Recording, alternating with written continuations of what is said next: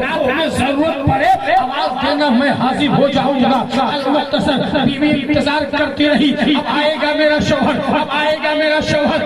یا مسلسل ساری رات گزر گئی، ایک دن ہوا، 2 دن ہوا، 3 دن ہوا، 4 5 6 دن گزر گنے کے بعد اب خاتون حیران ہوتی ہے، پریشان ہوتی ہے، آواز لگاتی ہے، او میرے شوہر ادھر آئیے، کیا بات ہے؟ کہا کہ اب میں آپ کے یہاں ایک پل نہیں رہ سکتی، 1 منٹ نہیں رہ سکتی۔ حضرت مبارک کہتے ہیں کیوں نہیں رہو گی؟ مجھے معلوم تھا کہ تم مالدار گھر کی بیٹی ہو، غریب کے یہاں کیسے رہو گی؟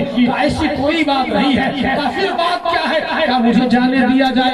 میں گھر تو نہیں جانے دے سکتا، اتنا ضرور کر سکتا ہوں کہ تیرے باپ کو یہاں بلوا سکتا ہوں۔ کا فوراً بلائیے۔ بادشاہ کو خبر بھیجوایا، بادشاہ دوڑا ہوا آیا، حضرت مبارک سے پوچھا اے مبارک بتاؤ تو نے مجھے کیوں یاد کیا، تو نے مجھے کیوں بلایا؟ تو حضرت مبارک نے کہا کہ میں نے آپ کو نہیں بلایا، میں نے آپ کو یاد نہیں کیا۔